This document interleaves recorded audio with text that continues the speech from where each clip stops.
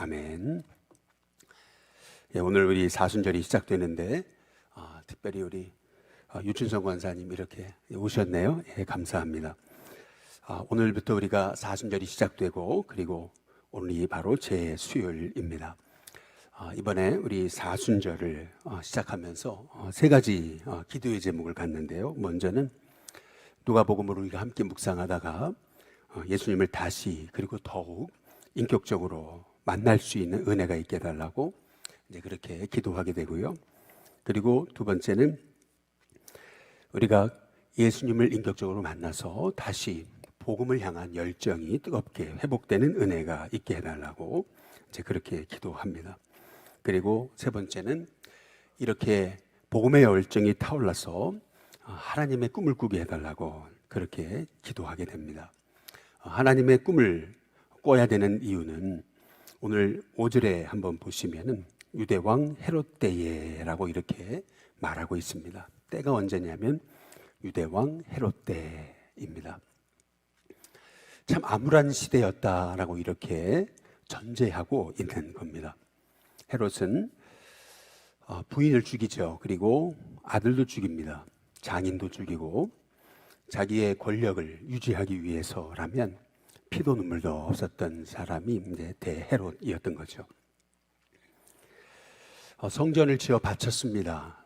사람들이 수룹바벨 성전에 관해서 너무나 솔로몬 성전에 비교해서 초라하다라고 그렇게 눈물 짓고 안타까워하던 그 마음을 헤롯은 알고 엄청난 헤롯 성전을 이제 짓게 되죠. 그러나 그 모든 것이 정말 하나님을 사랑해서라고 보기보다는 정치적인 목적이었죠. 정치적인 목적으로 성전을 지었기 때문에 얼마나 자격 없는 제사장들을 제사장으로 세우고 했겠습니까? 오죽했으면 예수님이 요한복음 2장에서 예루살렘 성전에 올라가셔서 하신 첫 번째 사역이 바로 성전을 정화하신 일이었던 것을 생각해 보면은 당시 얼마나 성전이 하나님 말씀과 멀어졌는가라고 하는 것을 우리가 알 수가 있는 거죠. 바로 헤롯 왕 때에라고 얘기하는 그러한 말씀을 오늘 붙인 이유는 그렇게 시대가 어두운 때라고 이렇게 말씀하고 있는 겁니다. 어제 상동교회 목사님을 만났는데 상동교회 목사님이 책을 여러 권 쓰신 분입니다. 전에 책을 썼을 때는 그렇게 책이 많이 팔렸대요. 그런데 이번에는 두란노에서 아주 우리 한국의 대표적인 그러한 출판사에서 또 책을 출간했는데 책이 거의 안 팔린답니다. 그러면서 이 정도일지는 몰랐다 이제 이렇게 얘기를 하시더라고요. 굉장히 이 시대에 크리스찬들조차 책을 읽지 않는다 이제 이런 얘기입니다. 참 어두운 시대, 암울한 시대에 우리가 살고 있습니다. 그러나 아무리 어려워도 하나님은 정말 하나님을 사랑하는 사람을 찾으신다라고 하는 것이 오늘 누가복음에서 우리 세례 요한의 그 가정, 사가랴와 엘리사벳의 가정을 이렇게 주님께서 말씀하고 계시는 이유입니다. 6절에 한번 보시면은 여기 5절에 유대왕 헤롯 왕 때에라고 이렇게 말씀하잖아요. 제사장 한 사람이 있었으니 이름은 사가랴요 그의 아내는 아론의 자손이니 이름은 엘리사벳이다. 그런데 6절에 보면 이 두 사람이 하나님 앞에 의인이다. 주의 모든 계명과 규례대로 흠이 없이 행하더라라고 이렇게 말씀하고 있습니다. 참 어려운 시대지만은 그러나 하나님 앞에 의인이 되어서 주의 모든 계명과 규례대로 흠이 없이 행하던 두 사람, 이 가정을 하나님께서 주목하셨다라고 하는 것을 오늘 말씀을 통해서 우리가 볼 수가 있는 거죠. 우리가 시대가 어렵다, 시대가 어둡다, 시대가 죄악 가운데 관영하다라고 우리가 한탄하기 이전에 내가 하나님 앞에 의인이 되고 내가 정말 주님 사랑하는 하나님의 사람, 주님의 가정 되도록 우리가 기도하면 하나님께서 우리를 주목하시고 또 우리를 사용하시는 은혜가 있게 될 줄로 믿습니다. 특별히 오늘 여기 두 사람이 하나님 앞에 의인이다 이렇게 얘기하잖아요. 하나님이 찾으신 사람, 그것은 사가랴와 엘리사벳의 가정이었던 것을 볼 수가 있습니다. 저와 여러분의 가정이 이런 주님이 찾으시는 믿음의 가정이 될 수 있기를 주님의 이름으로 축복합니다. 그런데 그의 가정에 치명적인 아주 문제가 이제 있었던 것을 볼 수가 있죠. 7절에 보면 엘리사벳이 잉태를 못함으로 그들에게 자식이 없고 두 사람의 나이가 많더라 라고 이렇게 말씀하고 계십니다. 그렇게 믿음으로 살고 그렇게 하나님 사랑하면서 말씀 지키고 의인으로 살았는데도 그 가정에 자식이 없습니다. 늙었는데도 자식이 없어요. 가정에 아기의 울음소리가 없다. 이게 너무 참 절망적인 거죠.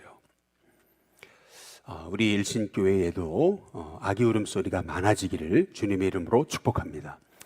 또한 우리 한국 사회에 아기의 울음소리가 많아질 수 있기를 주님의 이름으로 축복합니다.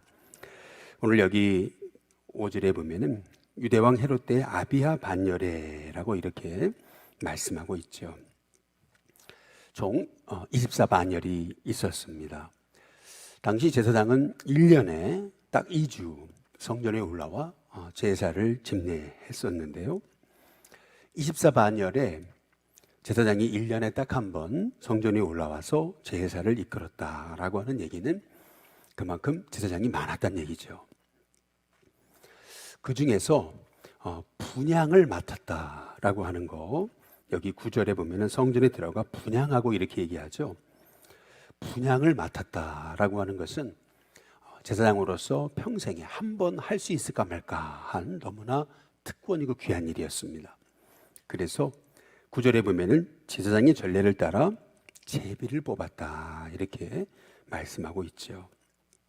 제비를 뽑아가지고 분향을 맡게 되는 건데, 그것은 제사장으로서 평생 한 번 할까 말까 한 그런 특권과 영광이었습니다.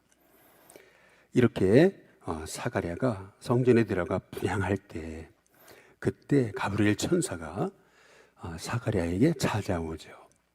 그때 천사가 했던 말, 그게 13절에 보니까 사가랴여 너의 간구함이 들렸다라고 하는 그러한 말씀입니다. 하나님께서 저와 여러분의 이 새벽에, 이 사순절에, 또 매일의 간구를 하나님이 듣고 계심을 우리가 잊지 않는 믿음의 사람 되시길 주님의 이름으로 축복합니다. 그런데 오늘 보니까 이렇게 얘기하죠. 내 아내 엘리사벳이 내게 아들을 낳아주리니 그 이름을 요한이라 해라 라고 이렇게 말씀하십니다. 이름까지 정해 주시죠.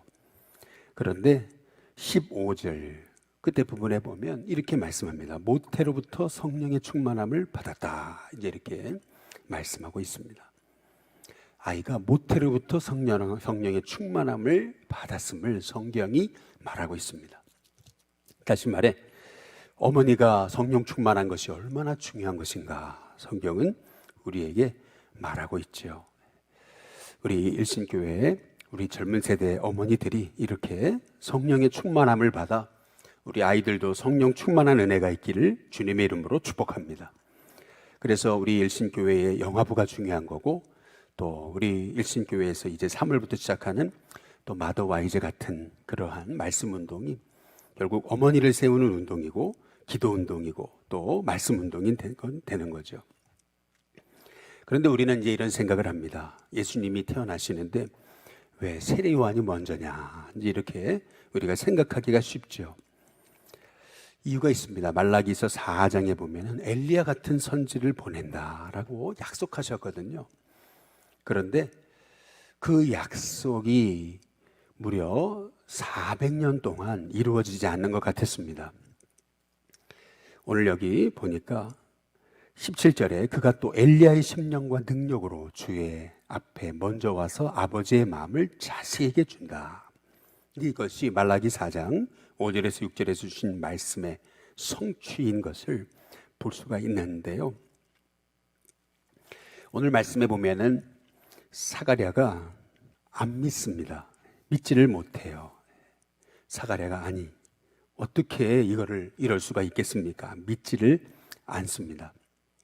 그러니까 하나님이 이 사가랴의 입을 막아버리시거든요.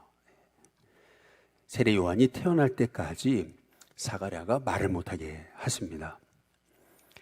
하나님의 역사를 믿어야 우리의 입이 하나님이 사용하시는 입이 되는 줄로 믿습니다. 그런데 반면에 여기 마리아의 경우는 그렇지가 않죠. 마리아는 사가랴와 달라요. 사가랴는 믿지 못하는데 마리아는 그 하나님의 역사를 믿는 거죠. 말씀대로 이 사가랴의 아내인 엘리사벳이 이제 아이를 잉태합니다. 여기 24절에 보시면 그 후에 그의 아내 엘리사벳이 잉태하고 5달 동안 숨어 있으며 라고 이렇게 말해요. 아니, 아이를 뵀는데 왜 숨어 있습니까? 아이를 뵀으면 얼마나 기쁘고 자랑하고 싶겠습니까? 그런데 아이를 잉태하고 5달 동안 숨어 있었다라고 이렇게 성경이 말하고 있죠. 아마 처지를 생각해 보면 이해는 돼요. 왜냐하면 나이가 이제 많이 드신 할머니가 아기를 뵀어요. 그러니까 이게 사람들의 모습이 얼마나 우스꽝스럽겠습니까? 그래서 야, 나이 먹으니 할머니가 아기를 뵈가지고 그러고 있으니 얼마나 사람들의 손가락질이 될 수 있겠습니까? 그래서 5달 동안 사람들 피해서 숨어 이제 있었던 것이 이제 이해가 되죠. 그렇게 6째 딸이 되었을 때 천사 가브리엘이 이제 마리아를 이제 찾아가는 것을 볼 수가 있죠. 28절에 보면은 가브리엘이 마리아를 찾아가서 했던 말 중에 28절 은혜를 받은 자여라고 이렇게 말씀하고 계시죠. 30절에도 보면 마리아여 내가 하나님께 은혜를 입었다라고 이렇게 말씀하고 있습니다. 저와 여러분도 이렇게 하나님께 은혜를 입는 축복의 사람 되시길 주님의 이름으로 축복합니다. 48절에 보면은 여종의 비천함을 돌보셨다 이렇게 말씀하고 있거든요. 마리아는 정말 비천한 그러한 여성이었습니다. 여기 성경에 이제 보면은 27절에 다윗의 자손 요셉이라는 사람과 약혼한 처녀에게 이르니 그 처녀의 이름은 마리아다라고 이렇게 말씀하고 있어요. 요셉은 다윗의 자손이다라고 하는 것을 명확하게 그의 가문에 대해서 얘기하는데 마리아의 가문 이름은 없습니다. 가문이 어떤 이름인가 성경에 나오지 않습니다. 비천한 가문, 비천한 출신의 여성이라는 것을 알 수가 있죠. 또 당시 그 여자아이가 약혼을 하게 되는 나이가 12살, 13살이었고요. 그리고 그리고 이제 결혼하는 나이가 13살, 14살, 15살 정도 나이가 됐었던 것을 볼 수가 있습니다. 물론 많이지만은 우리나라보다 한 살을 좀 더 해야 되겠죠. 그런데 이 마리아라는 이 여성은 비천한 가문 출신에 더구나 한 10대 중반의 그러한 어린 그런 아이였던 것을 이제 볼 수가 있습니다. 참 비천한 그러한 여성이라고 고백하는 이것은 그냥 립서비스가 아니죠. 정말 비천한 그러한 이름 없는 여성이었습니다. 그런데 우리 주님이 천사를 보내 그에게 만나주시면서 했던 첫말 그것이 은혜를 받은 자여라고 이렇게 말씀하시거든요. 저와 여러분의 인생도 이렇게 하나님의 은혜를 입게 되시기를 주님의 이름으로 축복합니다.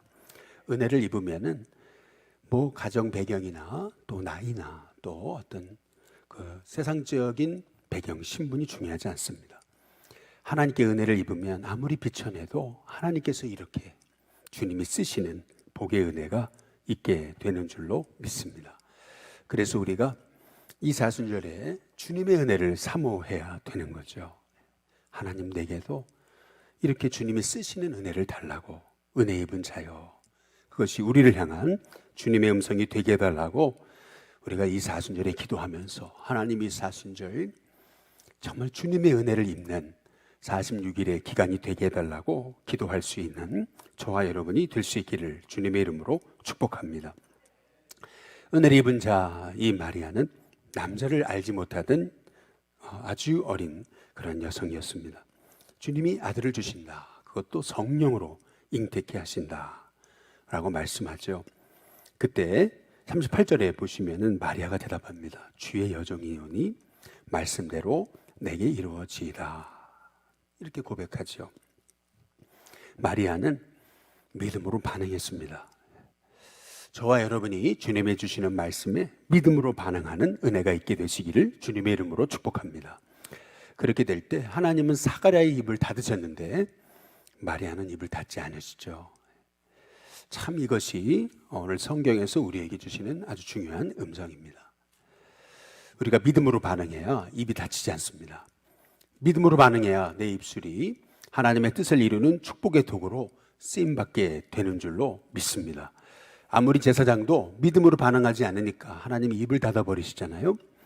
그 입술을 통해서 불신앙의 말이 나갈 때 하나님은 입을 닫아버리십니다. 그러나 믿음의 고백으로 하나님 말씀대로 내게 이루어 주옵소서 고백하며 믿음의 고백으로 살아갈 때 그의 입술이 하나님이 일하시는 축복의 통로가 되는 줄로 믿습니다. 특별히 오늘 말씀을 묵상하면서 제가 받은 은혜는 우리가 2월부터 이제 태신자 전도운동을 시작하잖아요. 그런데 오늘 누가복음에 보니까 이 첫 말씀이 엘리사벳이 세리요한을 잉태하고 그리고 마리아가 예수님을 잉태하는 장면이잖아요. 이것이 어찌 보면 굉장히 우연 같아 보여도 이 태신자 전도운동을 우리 하나님이 기뻐하시는구나 라고 하는 것을 생각해 보게 됩니다. 저와 여러분에게 이렇게 영혼을 잉태해서 그래서 영혼을 출산하고 영혼을 낳는 그런 축복의 은혜가 우리 사순절간 기간 동안에 있게 되시기를 주님의 이름으로 축복합니다. 그것을 위해서 오늘 여기 말씀해 보니까 41절에 엘리사벳이 마리아가 문안함을 들음에 아기가 복중에서 뛰놀았다라고 말합니다. 엘리사벳이 성령의 충만함을 받아라고 이렇게 말씀하고 있어요. 끊임없이 어머니가 성령 충만하니까 뱃속에 있는 아기도 성령 충만했습니다. 아기가 얼마나 기뻐서 복중에서 뛰노는 역사가 일어나게 됐음을 성경이 말하고 있는 거죠. 얼마나 이렇게 믿음의 가정이 중요하고 믿음의 어머니가 중요하고 그 믿음의 어머니의 기도가 아이에게 전달되는지 성경이 우리에게 말씀하고 계시는 것입니다. 또한 이것을 영적으로 해석하면 우리가 태신자를 품고 기도하기 시작할 때 그 영혼이 믿음으로 낫게 되는 은혜가 있을 뿐만 아니라 우리가 기도하며 낳은 그 태신자들이 이렇게 세리요한처럼 하나님 앞에 쓰임받는 은혜가 있음을 생각하면서 우리가 먼저는 성령 충만해서 우리가 영혼을 잉태하고 영혼을 출산하는 그러한 은혜가 우리 가운데에도 있게 해달라고 기도할 수 있는 저와 여러분이 되시길 주님의 이름으로 축복합니다. 또한 두 번째는 어려운 때지만 하나님께서 택하신 이러한 사가랴와 엘리사벳의 가정처럼 또 마리아의 가정처럼 하나님이 쓰시는 가정이 될 수 있도록 하나님 우리 가정이 시대가 어렵다고 또 우리 가정에 어려움이 있다고 해서 낙심하지 않게 하시고 여전히 하나님이 쓰시고자 하나님 찾아오시는 하나님 사용하시는 믿음의 가정이 될 수 있도록 기도할 수 있는 저와 여러분이 되시길 주님의 이름으로 축복합니다. 마지막으로 이렇게 주님이 쓰시고자 할 때 사가랴처럼 불신앙으로 반응하는 것이 아니라 마리아처럼 믿음으로 반응하는 역사가 있게 해달라고 기도할 수 있는 저와 여러분이 다 되시기를 주님의 이름으로 축복합니다. 오늘 시간 우리 함께 찬송가 499장 우리 함께 찬양 부르겠습니다.